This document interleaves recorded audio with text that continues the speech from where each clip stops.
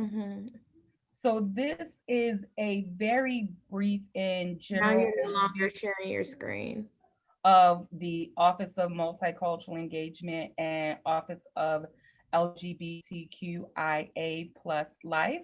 My name is Monique Gore. I am a Gettysburg College alum as well, class of 2006. We have Shantanique Johnson, our interim director for LGBTQIA plus Life, and Amanda Scholl, our administrative assistant. So just to jump right in there, the Office of Multicultural Engagement um, provides resources, services, multicultural programming for the whole of campus. Um, but the students that we work very closely with are students from community-based organizations out of larger cities, Los Angeles, Philadelphia, DC, first generation students who have one or more guardians that have not completed a bachelor's degree, and students that identify as marginalized. So it is not limited to race, class, gender, sexuality. All students are who we do this work for. In the main focus and mission of our office can really be summed up in the first sentence of our mission statement, which states the Office of Multicultural Engagement and promotes an inclusive campus culture, one where students are encouraged to engage through participation in initiatives and programs which stress the value of diversity at Gettysburg College. Through campus programming, student engagement, and cultural immersion, the office seeks to create a distinctive opportunities for healthy discourse, allowing students to feel empowered, share aspects of their own diversity, which will benefit their cultural competency. And that is what we as an office do. I will hand it off to Shantanique for the Office of LGBTQIA plus in their mission statement.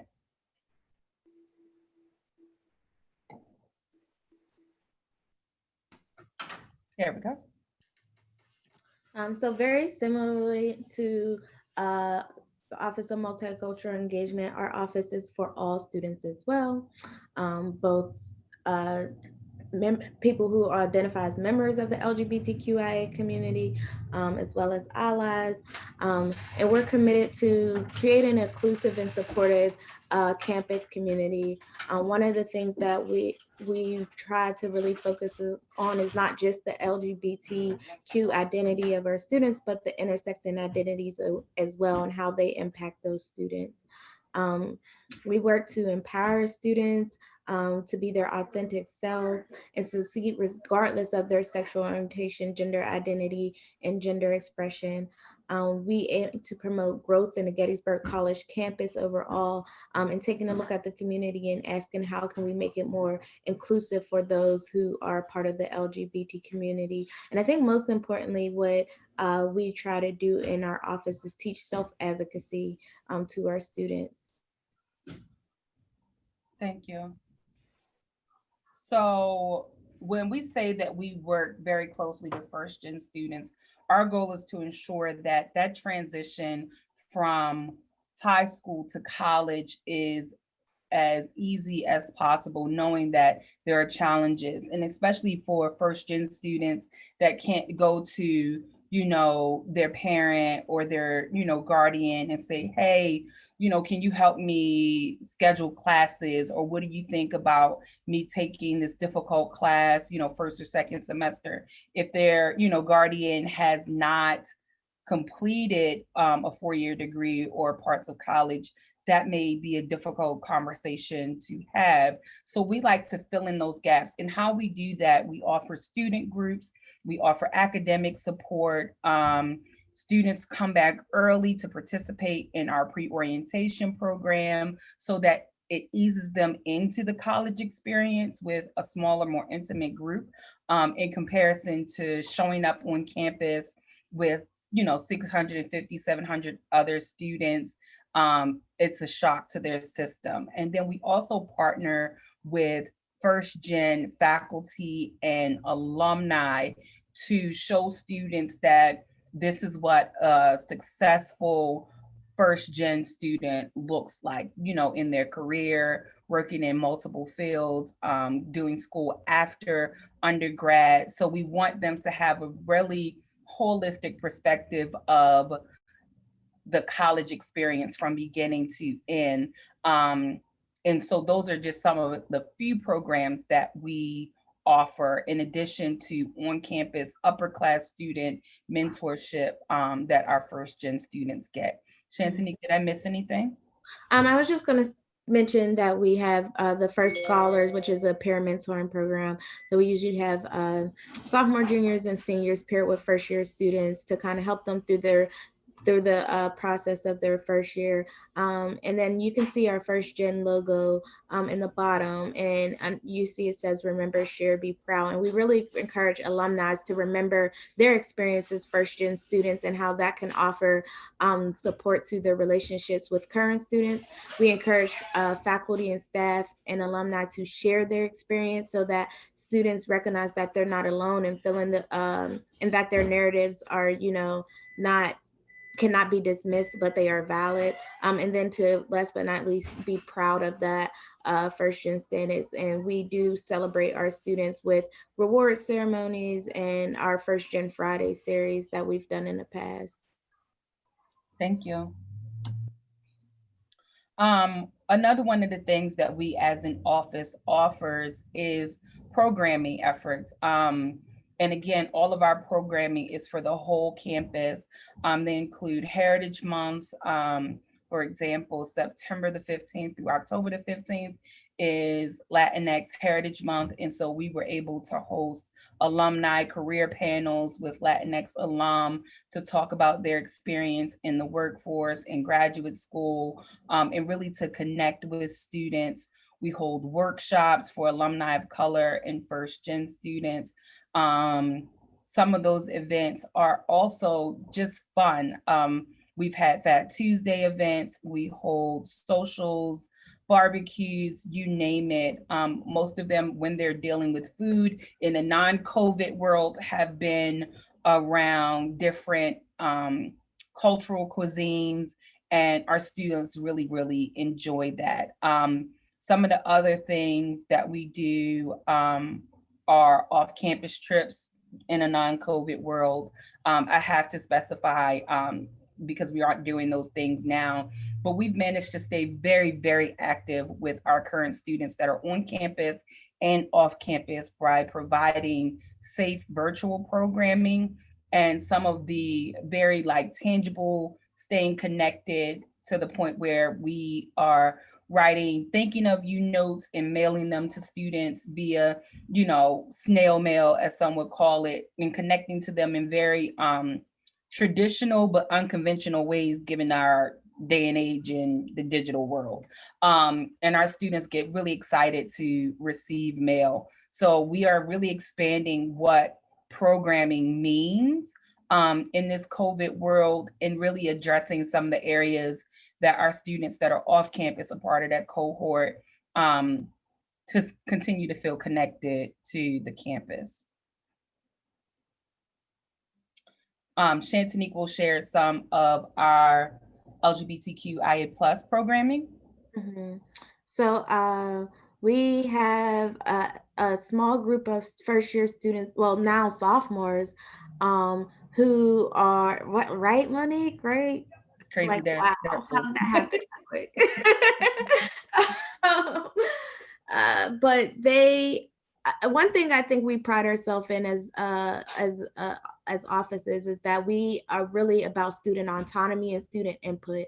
And so a lot of our programming, it comes from student ideas. So LGBTQ, last year we had a group of first year students who were, very and persistent about having a space that was comfortable for them as first year students, that wasn't necessarily tied to Prism, which is our student group for LGBTQ students on campus. And so they developed this LGBT, and it's T like as in tea, and they had mugs made and things like that. And it's just the opportunity for them to come together, have a cup of tea, and just kind of talk about their weeks and how they, how their identities impacted them on campus, and as they move throughout the community.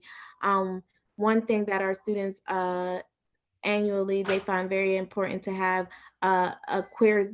It was originally called Queers Given, and I'm not sure if students are still using that term, but that's one of the annual events that they have to just kind of come together and have that meal.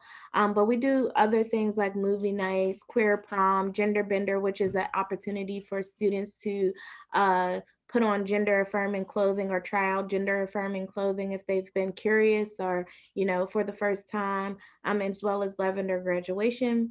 We also have a Harris Closet, which is a gender affirming clothing closet where students can come and get clothing that they feel more comfortable in. All the clothing is free. They're not charged anything for that clothing. We also offer things like chest binders and other gender affirming items for those students. Shantanique, can you explain what lavender graduation is? So it's just a celebration for seniors who identify as members of the LGBTQIA community. Last year, because of COVID, we did it a little bit differently. It was virtual, and we just kind of made posts, and they talked about their experience as an LGBTQ student on campus and things that they would want to share with first incoming first year students. And so that was extremely helpful. Thank you, Shantanique. So how do we support? We like to look at the work that we do with students from a very holistic approach. So whether it's inside the classroom, outside the classroom, or off campus now that we're, dealing with COVID. And it's very important that we offer students that academic support for first year students and community-based students. That's mentoring, that's bi-weekly meetings with a staff person from our office, and 3 of the 4 of us in our staff self-identify as first gen students. So when we're working with students, we know all too well the experience and we're able to assist them. And then we have monthly programs that we partner with academic advising, the library, and the research assistants. And we also have a in-house tutor that's able to assist students with organizing their notes, how to write notes, working on research papers, etc. So our students have a breadth of resources available to them in outside of the classroom to support their classroom work. And then the same things are offered for our upper class students, academic and career support, along with tutoring resources from our tutoring staff.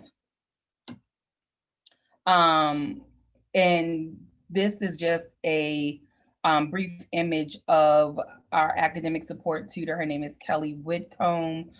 She works very closely with all of our students, whether they're first gen, upper class students, our queer students, you name it.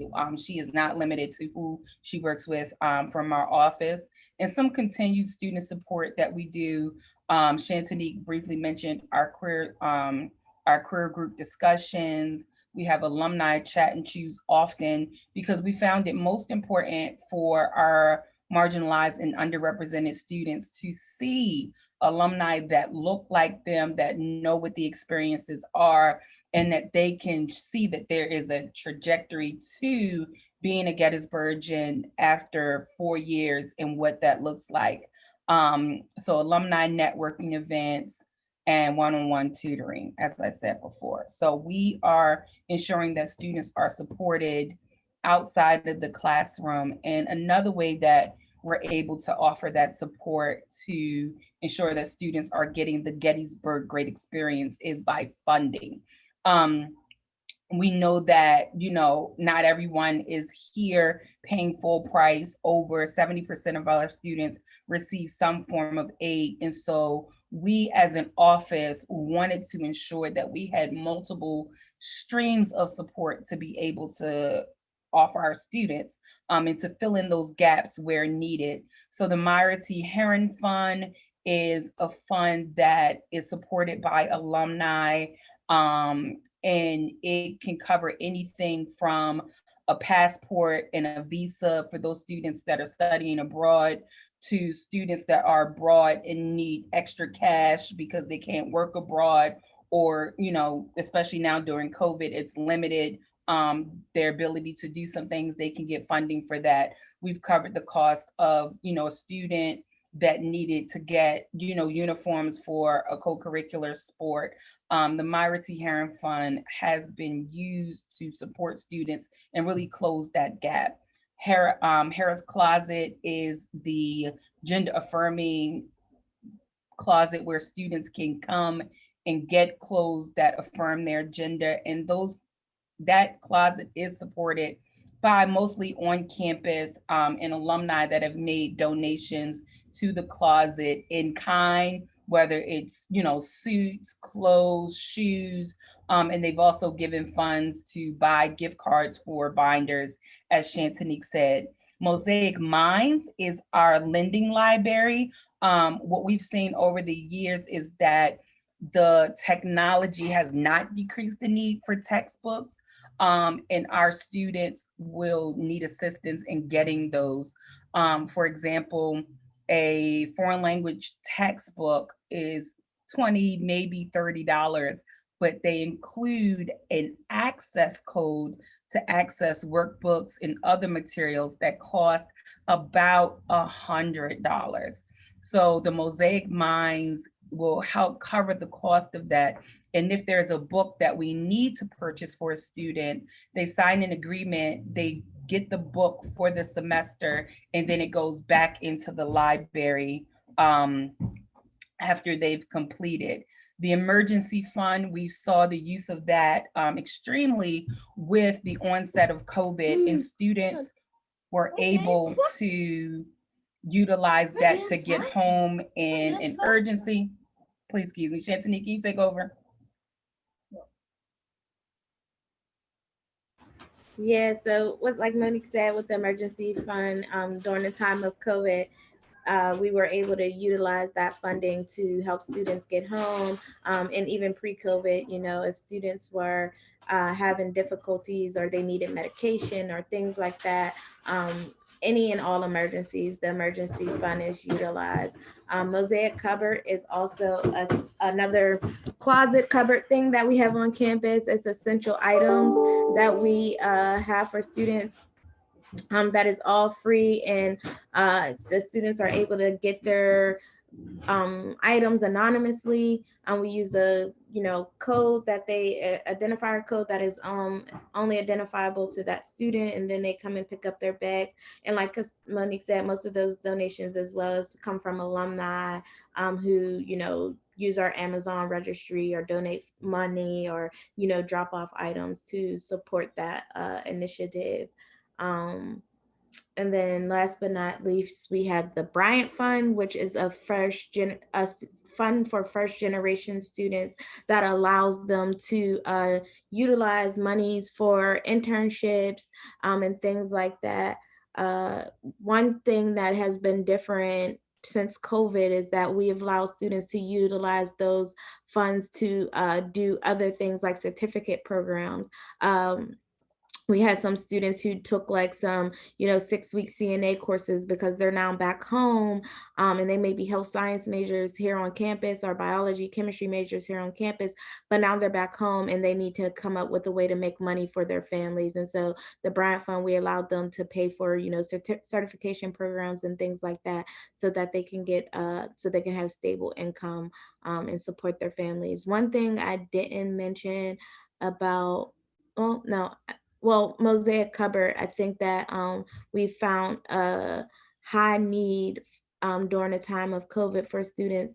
We had a cohort that was still on campus during COVID, but we also had a lot of students who had housing insecurities during COVID-19, and loss of jobs and loss of income, because they're living on campus. That is their primary source of income if they have a job on campus. So with the Mosaic Cupboard, it allowed us to not only support this cohort that was on campus, but to mail items to students who are off campus as well, especially those who were dealing with housing insecurities, and a good bit of them being members of the LGBTQIA community. I think the most important that we'd like to share is that, we would not be able to do this without our alumni and parents that learn about our supporting efforts and want to support. So, a great example of that is we had a crowdfunding campaign that ended on Monday for the Mosaic support. So it's the support of the Mosaic Cupboard and the Mosaic Minds. And in less than um, a month, and actually in 3 weeks, we were able to raise $10,665 to go towards those efforts, to continue that support for students. So I think that not only do our alumni and parents see it, but everyone has brought into the fact that there are gaps that need to be filled in, receiving a degree and working in higher ed and wanting to, have that Gettysburg great experience. And they know that, and they're willing to support and put their monies where necessary to fill those gaps. And as you can see, there's no reason that any student on our campus should have a need and it not be filled. If it isn't, it's because they have not come to us and we don't know about it. But our students know that pretty much if it's anything, they can come to us, from, oh, I broke my glasses, I need to get it fixed, to I have a job interview coming up and I need a haircut. You name it, we have pretty much made sure that they've had it taken care of at the OME. So that's our very brief overview of us. We're located on 102 West Water Street, easily accessible from Washington Street. And our LGBTQIA plus life office is located on the first floor of Apple, in the Women and Gender Resource Center. So are there any questions? And I will stop sharing my screen. No questions from me. Was there anything new, Miss Gina, that you learned about us? It was all new because I didn't know anything about the office. I know Zion started communicating in some way. I don't know how teenagers communicate now with the office. So I don't know if he was on a group chat or just knew some people who were very involved. So I just wanted to know more about it. So I didn't know a lot. I didn't know much at all. So it was useful information. Great. I think I definitely have had conversations with Zion, and he has signed up and participated in some clubs and organizations that definitely do have some group chats going on, and meetups. So he is definitely connected. Okay, great. I think they're a pretty big group of first year students. One of the students who's in that group works in our office as a first year student. So we've had some contact with them. Great. Glad to hear.